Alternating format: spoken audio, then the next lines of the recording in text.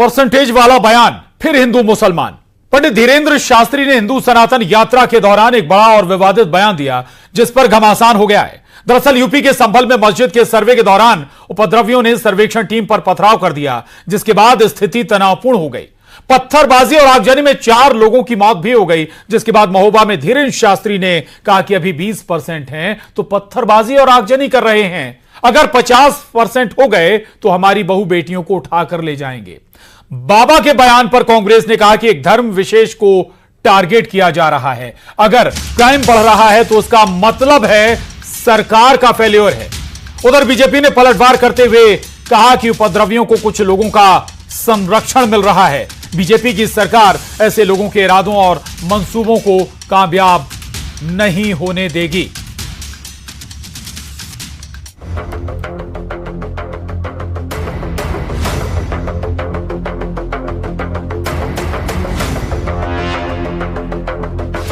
Percentage वाला बयान, फिर हिंदू मुसलमान। पाकिस्तान में 2% बचे हैं और भारत में 2% थे, 122 हो गए हैं वो।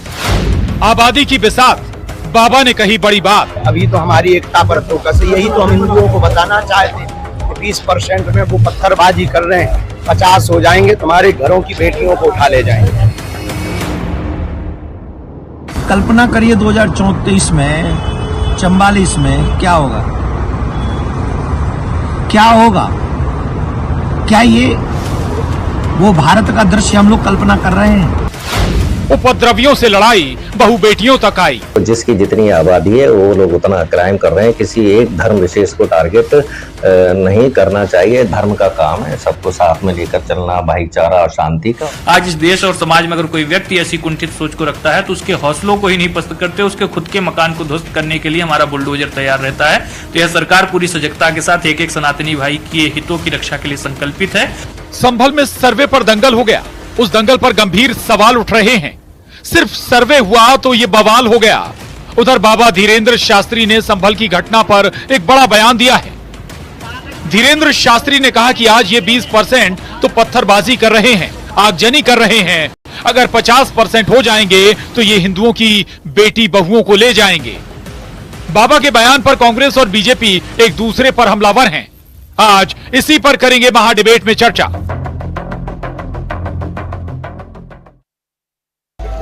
तो संभल में उपद्रव हुआ, महोबा में धीरेन्द्र शास्त्री की यात्रा पहुंची तो सवाल पर बवाल हो गया। धीरेन्द्र शास्त्री का बयान सीधे सीधे मुस्लिम समुदाय पर हमला है और हिंदुओं से अपील। आखिर क्यों संभल में उपद्रव हुआ और बाबा के बयान का इशारा आखिर क्या है, आज इसी पर करेंगे महाडिबेट में चर्चा। तो लेकिन सबसे पहले आपको अपने सवालों से, आज की चर्चा के सवालों से रूबरू करा देते हैं। धीरेन्द्र शास्त्री का बयान किसको इशारा? दूसरा सवाल आज की महाडिबेट का, उनकी आबादी बढ़ेगी तो बढ़ेंगे उपद्रव। तीसरा और आखिरी सवाल हमारी महाडिबेट का, संभल में बवाल के पीछे की आखिर कहानी क्या है? तो ये 3 सवाल चर्चा को हम इन्हीं के जरिए आगे बढ़ाएंगे और जो खास मेहमान हमारे साथ इस चर्चा में जुड़े हैं उनसे आपका तारुफ करा देते हैं। तौकीर निजामी साहब हैं, IUML प्रवक्ता हैं, स्वागत है आपका। शरद जोशी जी, वरिष्ठ पत्रकार, बहुत स्वागत है आपका। डॉक्टर दुर्गेश केसवानी जी हमारे साथ हैं, प्रवक्ता बीजेपी, स्वागत है आपका। स्वामी शैलेशानंद गिरी महाराज हमारे साथ हैं, आपका भी बहुत स्वागत है। साथ ही कांग्रेस नेता मोहम्मद आसिफ साहब हमारे साथ जुड़ेंगे, आप सभी का बहुत स्वागत है। तौकीर निजामी साहब, आपके साथ चर्चा की शुरुआत करेंगे। 20%, 50% अगर कह रहे हैं, दूसरा एक और महत्वपूर्ण एंगल शायद जरूर आपने देखा होगा, उनके साथ बीजेपी विधायक रामेश्वर शर्मा चल रहे हैं। जब यह बयान दिया गया पंडित धीरेन्द्र कृष्ण शास्त्री के जरिए, और रामेश्वर शर्मा का अंदाज वही है, जो शब्द जुबान से निकले धीरेन्द्र शास्त्री के, तो एक सवाल जरूर है कि भाषा किसी और की थी, जुबान किसी और की, ऐसा तो नहीं है कहीं? तो कि निजामी साहब, बहुत शुक्रिया जी। आपके चैनल के दर्शकों को मैं बताना चाहता हूं कि आप देखिए ना कहीं मुझे लगता है पंडित धीरेन्द्र शास्त्री जी का मामला, जैसे आपने देखा होगा, स्टार्टिंग से बड़ा फेमस हुए देश विदेश में, और इस वक्त उनके खुद के जबान से और कुछ कारनामाओं से आज इतने हालत हो गया है कि उनको एक यात्रा का सहारा लेना पड़ रहा है।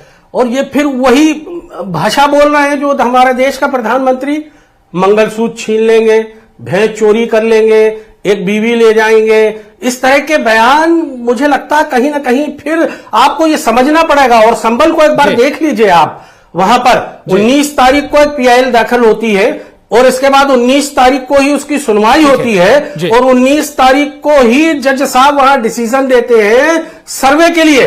तो अजीब सर्वे में दिक्कत हो गई, अगर सर्वे के लिए पहुंचे थे कोर्ट के बाद कानून है क्या थी। खैर छोड़िए, जो आपने बहुत सारी बातें कही दुर्गेश केसवानी जी, वही तो सवाल धीरेन्द्र शास्त्री की यात्रा पर भी उठा दिया, यहां तक कि PM के बयान तक पर उठा दिया तौकीर साहब ने। मुझे लगता है कि जो ये तौकीर जी बैठे हैं वो अपनी हदों में रहें, अपनी जदों में रहें तो ज्यादा बेहतर होगा। भारतीय जनता पार्टी माननीय मोदी जी के मूल मंत्र सबका साथ, सबके विकास और सबके विश्वास को लेकर काम करती है और हम सभी को लेकर आगे बढ़ाने का काम करते हैं। पर आपकी जो पत्थरबाज हैं वो हमारे गणेश उत्सव पर ही पथराव क्यों करते हैं, रामनवमी पर ही पथराव क्यों करते हैं, दुर्गा जी की झांकी पर ही पथराव क्यों करते हैं। इसके पीछे तौकीर जी को इस बात को करना चाहिए, न कि वो प्रधानमंत्री की बात करें न किसी और की बात करें। अरे आप एक मुस्लिम स्कॉलर के रूप में यहाँ बैठे हो, आप उसकी बात करो। रही बात बाबा की, तो प्रशांत जी, बाबा चूंकि संत हमेशा से ही सद्भाव का मार्ग दिखाते हैं, हमेशा से ही परोपकार के मार्ग पर चलना दिखाते हैं। हमारे साथ स्वामी चरेशानंद गिरी महाराज जी भी बैठे, उनको भी प्रणाम करते हुए मैं इस बात को कह रहा हूँ कि संत हमेशा से ही सद्भाव का मार्ग दिखाते हैं। अब संत आज अगर इस चीज को बताने का काम कर रहे हैं तो कहाँ गलत हो गए संत जी? संत जी तो स्पष्ट रूप से बता रहे हैं। पाकिस्तान का एग्जाम्पल ले लो, हम वहां पे 30% से आज 2% बचे। तो आप भी इस लाइन पर हैं, साथ में हैं आप इस लाइन पर। चले मैं लौटूंगा आपके पास, शैलेशानंद गिरी जी के पास ही जाऊंगा। स्वामी जी, धीरेन्द्र शास्त्री कहते थे मैं तो हिंदू हिंदू करता हूं, लेकिन ये हिंदू मुसलमान ठीक है, आप जुबान से नहीं कह रहे, इशारे में तो वही बात है ना। दूसरा 20%, 50% क्या संदेश दे रहे हैं? देखिए, स्पष्ट रंज की जब गुफ्तगू होने लगी, आपसे तुम, तुमसे तू होने लगी, जब हम गले मुर्दे उखाड़ेंगे, एक दूसरे के दर्दों को कुरेदेंगे, तो सनातन धर्म का कहीं से कहीं तक बायस नहीं बनता, उसकी कहीं से कहीं तक इतिश्री नहीं होती। देखिए, स्पष्ट है कि यदि वहां पर कुछ हो रहा है तो हिंदू धर्म को एक करने की बात हो रही है। और मैं सदैव से कहता आया हूं कि हिंदू धर्म एकमात्र ऐसा धर्म है जिस तो किसी भी अन्य देश के ऊपर धर्म के आधार पर आक्रमण नहीं किया। तो इस आधार के ऊपर मैं इस्लाम के जो सदोपचार वाला जो एक समूह है उसका मैं सदैव से प्रशंसक रहा, किंतु उसके अंदर ज्यादा से ज्यादा लोग जो रहे वो इस बात के पक्षधर रहे कि वह आक्रमण करके कब्जा जमाए। तो ऐसी स्थिति के अंदर विश्व जानता है कि पत्थर फेंकने वाले कौन है। कश्मीर से लेकर के तो हमारे जो कल के अवतार का उद्गम स्थल होने वाला है वहां तक के जो पत्थरबाज है उनकी ठीक है, तो आइडेंटिफाई किया जा सकता था जो पत्थरबाजी कर रहे हैं बजाय पूरे समुदाय को टारगेट करने के। मोहम्मद आसिफ साहब, लगभग चर्चा में थोड़ी सी देर से आए हैं आप, लेकिन सवाल बहुत स्पष्ट है कि अगर धीरेन्द्र शास्त्री इतना बड़ा बयान दे रहे हैं तो उसका कुछ आधार है ना। संभल में जो हुआ, क्या वो आधार नहीं हो सकता है? पत्थरबाजी हो गई, अगर केवल सर्वे करने ही तो जा रही थी टीम। क्या सर्वे पहले नहीं हुआ? जी, सर्वे पहले भी हुए ना, और सर्वे इस तरीके से होते हैं, जज साहब को सुबह कल रिटायर होना है, आज वो फैसला देके चले जाते हैं, एक पक्ष को सुनते नहीं और फैसला अपना देके चले जाते हैं। ऐसा क्यों? ऐसा कौन सा नया भारत बना है अब आके कि जिस नए भारत के अंदर आप जाइए, पिटीशन दायर करिए, सुनवाई चालू, एक पक्ष को हमने सुनना ही नहीं है। ये नया भारत है, ये नया संविधान है, नया कानून है कि आप एक तरफा सुनिए, एक तरफा सर्वे कराइए, खत्म कहानी। आप चर्चा कीजिए और चर्चा के अंदर आप सीधे माहौल को, मेन मुद्दे ना उठाए जाएं, मुद्दे वो उठाए जाएं जो धार्मिक मुद्दे, उन पे बात की जाए। बाकी देश के अंदर जो हालात बिगड़ रहे हैं, देश के हालात जो हो गए हैं, जो बेरोजगारी बढ़ रही है, महंगाई बढ़ रही है, उस पे कोई चर्चा ना होगा, इन मुद्दों पे चर्चा। ठीक है, यही सवाल लेके जाता हूं मैं। शरद जोशी जी हमारे साथ हैं, वरिष्ठ पत्रकार। शरद जोशी जी, ये बताइए, क्या ये मुद्दा, इस पर चर्चा नहीं करनी चाहिए? जो मुद्दा वाकई जिसमें राजनीति नजर आ रही है, बड़े बड़े नेता नजर आ रहे हैं, सेलिब्रिटीज नजर आ रहे हैं, और मुद्दा क्या आम जनता से जुड़ा नहीं है क्या?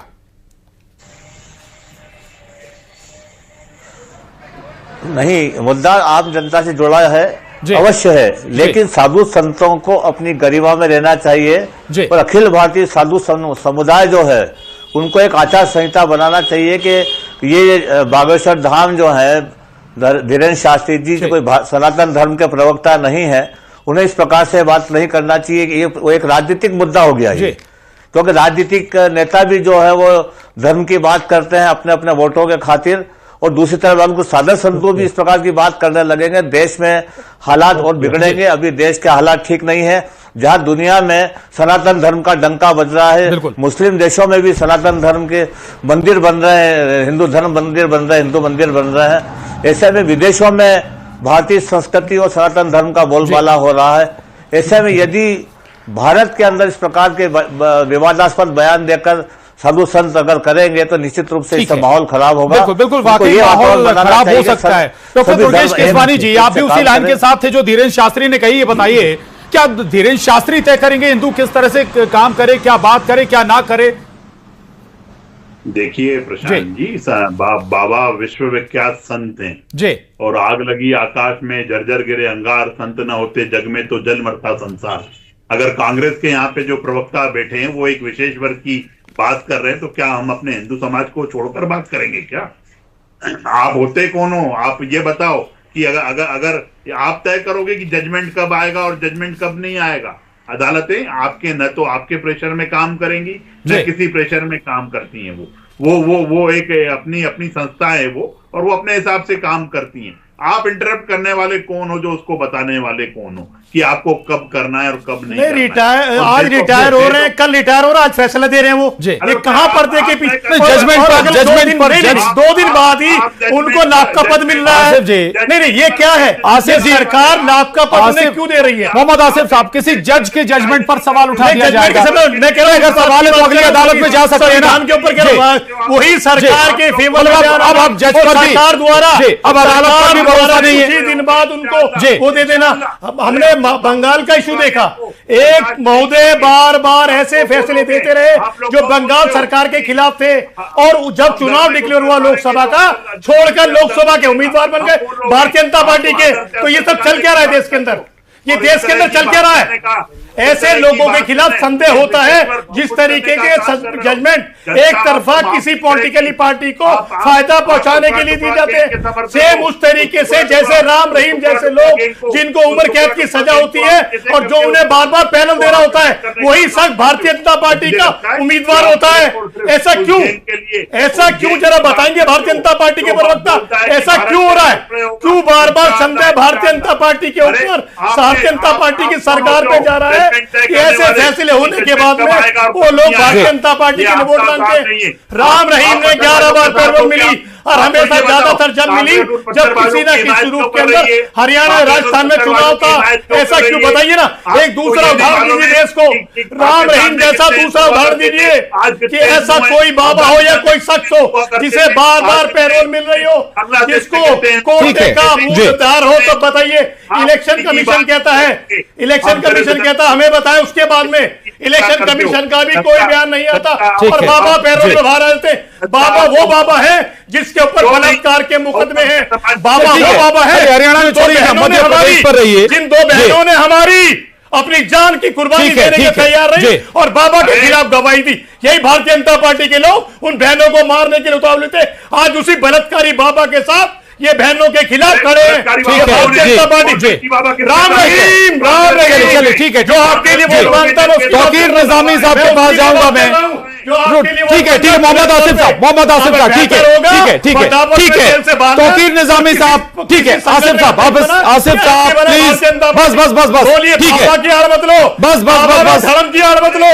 मोहम्मद आसिफ साहब, धर्म की आड़ मत लो। आप दोनों से रिक्वेस्ट है, आप दोनों से रिक्वेस्ट है, शांत हो जाएं। किसी धर्म का दुर्गेश केसवानी जी, दुर्गेश केसवानी जी शांत हो जाए। मोहम्मद आसिफ साहब, मोहम्मद आसिफ साहब, बस डिबेट करा मत करें। नहीं बस अरे साहब आपके लिए डिबेट नहीं, केवल बोलिए, हिम्मत है तो बोलिए जिसको। अरे मोहम्मद आसिफ साहब, आसिफ साहब बस बोलिए। तौकीर निजामी साहब, तौकीर निजामी साहब, सवाल आपसे है, बस अरे साहब, अरे डिबेट खराब मत करिए आसिफ साहब, अरे भाई आपके लिए डिबेट नहीं है आसिफ साहब प्लीज।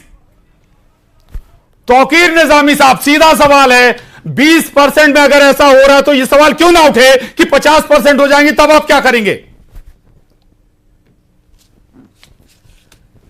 बहुत ही अदब के साथ आपके चैनल के माध्यम से बताना चाहता हूं कि ये जो 20% के लोग हैं, ये इस देश के देशभक्त लोग हैं, इसी मिट्टी में मिल जाते हैं, यहीं इनकी कब्र बन जाती है, दफन हो जाते हैं। ये वीर अब्दुल हमीद के वंशज हैं। और आपको ये देखना होगा, पूरे भारत का पूरा उठाकर आप देख लीजिए, कहीं भी आपकी यात्राएं निकल रही हैं या कहीं भी किसी भी तरह का मामला है, कभी भी किसी भी मुस्लिम समाज ने कभी भी पहले वहां पर नहीं किया है। वहां से यात्राएं निकालना, हमारे धर्म स्थलों के सामने अनर्गल तरह के नारे लगाना, टिप्पणी करना, हमारे मस्जिदों पर चढ़ जाना, उस पर झंडा लगाना। इसके बाद अगर प्रोडक्शन में आदमी तुम गोलियां चला रहे हो, दुर्गेश जी बात को सुनिए। बात सुनने चीखने चिल्लाने से नहीं होती डिबेट। पहले आपकी बात कर रहे थे, हम खामोश थे, आप हमारी बात को सुनेंगे। पहले आप सुनिए, धैर्य रखिए आप बात सुनने का। आप हिंदू मुस्लिम के अलावा कुछ नहीं करना चाहते। एक बाबा को शोभा नहीं देता है कि इस तरह की बात करें। वो 20% 50% की बात कर रहे हैं। मैं पूछना चाहता हूं कि वही संभल है, उसी संभल में बताइए ना कि कैसे एक दिन में आपने ये पूरा डिसीजन दे दिया और इसके बाद जब सर्वे की टीम जाती है, सर्वे पूरी तरह से शांतिपूर्ण ढंग से कराया जाता है। शैलेश जी के पास जाऊंगा, ठीक है। फिर क्या होता है, दोबारा ठीक है, लगाते हुए शैलेशानंद जी आप लोग भाई आते हो। शैलेशानंद जी से ऐसे राजनीति प्रेरित क्यों ना माना जाए? जो यात्रा है, लगातार राजनीतिक नुमाइंदे पहुंच रहे हैं, बीजेपी से जुड़े एक एक करके नेता पहुंच रहे हैं। आज भी रामेश्वर शर्मा थे, इससे पहले भी बीजेपी के कई बड़े नेता इस यात्रा से जुड़े। तो क्यों ना माना जाए कि ये राजनीति से प्रेरित है, पर्टिकुलर किसी पार्टी का एजेंडा सेट हो रहा है? मेरी बात बहुत गंभीरता से सभी लोग सुनिएगा, कि आपको स्पष्ट हो जाएगा कि हम जैसे संत किसी भी राजनीतिक दल के अच्छाइयों के पक्षधर हैं और बुराइयों के विपक्ष में। देखिए, हर कदम पर कातिल कहाँ जाए कोई जानता हूँ। शरद जोशी जी ने बड़े खूबसूरती से बात कही, उसको मैं एक चीज में बताना चाहता हूँ जो मैं पिछले 14 सालों से कह रहा हूँ कि सनातन बोर्ड नहीं, हमें सनातन आयोग की आवश्यकता है। आयोग की आवश्यकता इसलिए कि कोई भी कथाकार कुछ भी उठ करके कुछ बोल दे, उससे राष्ट्र के अंदर चर्चा का विषय बन जाए, उसके अंदर उपद्रव का विषय बन जाए, वो उचित नहीं होता है। आयोग यदि होगा तो एक हाथ के अंदर कॉन्स्टिट्यूशन होगा, दूसरे हाथ में दंड संहिता भी होगी, यानी ज्ञान भी होगा और साथ में दंड देने की क्षमता भी होगी। तो मैंने आयोग की बात करी, बोर्ड की बात नहीं करी। बोर्ड की बात करना कहीं ना कहीं राजनीतिक हो सकता है। दूसरा विषय, देखिए आप एक चीज समझिएगा कि देश जो है गंगा जमुनी तहजीब की हम जो बात करते हैं, उसके अंदर एक हाथ से ताली नहीं बजनी चाहिए। जी, एक स्पष्ट बात यह होनी चाहिए यदि हम कोई यात्रा निकाल रहे हैं और हिंदुओं को एक करने की यात्रा निकाल रहे हैं, तो उस समय पर सबको समान होकर के साथ देना, बिल्कुल ये स्पष्ट है। कम से कम ऐसे बयानों से जरूर बचा जाना चाहिए था। ठीक है जी, माफी कीजिएगा, वक्त थोड़ा कम है। शरद जोशी जी के पास जाऊंगा। शरद जोशी जी, स्वघोषित संत, ठीक है, बड़े संत हैं, कह रहे हैं दुर्गेश केसवानी जी, लेकिन सवाल ये कि भाई अगर वोटर उनके साथ है तो पार्टियां भी नतमस्तक हो जाएंगी। नहीं, पर ये कहना सही है कि वो मतलब बागेश्वर धाम जी जो हैं, क्या कहते हैं उसको अपन, कि उनको जो है प्रचार प्रसार का बहुत शौक है और सुर्खियों में रहने की आदत है। मैं स्वयं भी बागेश्वर धाम होकर आया हूं। उनका वहां जो प्रोजेक्ट चलता है उससे काफी लोग प्रभावित है, बहुत लोग लाभान्वित भी हो रहे हैं। लेकिन इस प्रकार के बयान देके, इस प्रकार की टिप्पणियां करके वह अपनी इमेज को खराब कर रहे हैं और संत समुदाय पे इसका असर पड़ता है, छींटे पड़ते हैं। क्योंकि भारतीय संस्कृति और सनातन धर्म एक बहुत बड़ा विषय है। जैसा अभी स्वामी जी ने कहा कि सनातन आयोग बनना चाहिए, और हिंदू धर्म इतना व्यापक है, वो सबका समावेश करता है। और एक हिंदू समाज का प्रतिनिधित्व करने वाला व्यक्ति और साधु संत इस प्रकार की बातें करता है, तो इससे वातावरण देश का विषैला होगा। और इस विषैले वातावरण को रोकने के लिए साधु संतों का दायित्व है। उनको चाहिए कि वह मिलजुल कर जो है सभी लोगों को एक बिल्कुल बड़ी जिम्मेदारी है साधु संतों की भी। डॉक्टर दुर्गेश केसवानी जी, चुनाव थे महाराष्ट्र के, झारखंड के, बहुत सारे कटेंगे बटेंगे, एक है तो सेफ है, बहुत सारे बयान आए, सब चुनाव हो गया है। क्या अभी से यूपी की तैयारी शुरू कर दी? क्या आपने एजेंडा चल रहा है क्या बीजेपी का?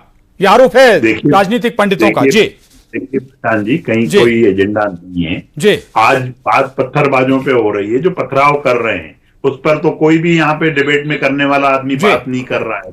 हम हर उस आदमी के खिलाफ हैं जो कानून अपने हाथ में लेगा, जो कानून तोड़ने का काम करेगा, तो निश्चित रूप से उसके खिलाफ सख्त से सख्त कार्रवाई की जाएगी। देश कानून से चलेगा, देश संविधान से चलेगा।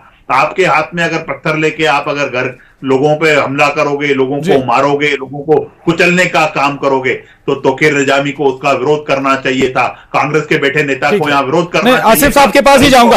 आसिफ साहब जी, इनको क्यों नजरअंदाज कर दिया जाता है? एक घटना नहीं है ये, आज संभल की एक घटना नहीं, इससे पहले इंदौर में कई घटनाएं हुई, प्रदेश के अलग अलग हिस्सों में ऐसी घटनाएं हुई, पटाखे फोड़े गए, पत्थरबाजी शुरू हो गई। सख्त काम करेगा मोहम्मद आसिफ साहब, देखिए, पत्थरबाजी कहीं भी होना गलत है, कानून अपना काम करे, लेकिन कानून किस तरीके का काम करता हमने 10 जगह देखा है। जब बनारस के अंदर बनारस की बच्ची को उठा के भारतीय जनता पार्टी के 3 कार्यकर्ता ले जाते हैं तो बुलडोजर चलना बंद हो जाता है। क्यों भाई? बुलडोजर का रख कैसे रुक गया? अभी मैंने इनसे पूछा, राम रहीम पे बोलिए, नहीं बोल सकते बलात्कारी। मैं कह रहा हूं बनारस की बेटियों पे बोल जाओ। मेरे भाई, बनारस की बेटी जिसको आपके कार्यकर्ता, आपके पदाधिकारी 3 उठाकर ले गए, जो मध्य प्रदेश, राजस्थान, छत्तीसगढ़ में वोट मांग रहे हैं, चुनाव के 3 महीने बाद अरेस्ट हुए, उनके घर न बुलडोजर गया, न कोई अधिकारी गया, न कंप्लेंट हुई, कुछ नहीं। ऐसा क्यों? ऐसे तमाम लोग बलात्कार के भारतीय जनता पार्टी के संरक्षण कैसे प्राप्त होता है? ऐसे लोग बताइए ना, क्या वो सनातन धर्म से बेटियां नहीं आती? वो कौन से धर्म से आती है? वो कौन से धर्म के आपके नेता है बलात्कार वो आप ही के लोग होते हैं, तब आप क्यों भूल जाते हैं? बाबा हो या कोई भी हो, हिंदू धर्म में कल खतरे में, तो नाच खतरे में होगा। इन लोगों की सियासी राजनीतिक जमात खतरे में, महत्वपूर्ण है, तो बचाने के लिए खड़े महत्वपूर्ण है। कोई भी अपराध करे, सिलेक्टेड, स्वाभाविक है कि उस हिसाब से कार्रवाई होनी चाहिए। चाहे जो पत्थरबाजी करने वाले हों वो भी पहचाने जा सकते हैं, या फिर किसी पार्टी से जुड़े लोग अगर कोई अपराध करते हैं तो वो भी पहचाने जा सकते हैं। उस हिसाब से कार्रवाई होनी भी चाहिए। बहरहाल चर्चा में आज बस इतना ही। आप सभी खास मेहमानों का बहुत शुक्रिया, धन्यवाद।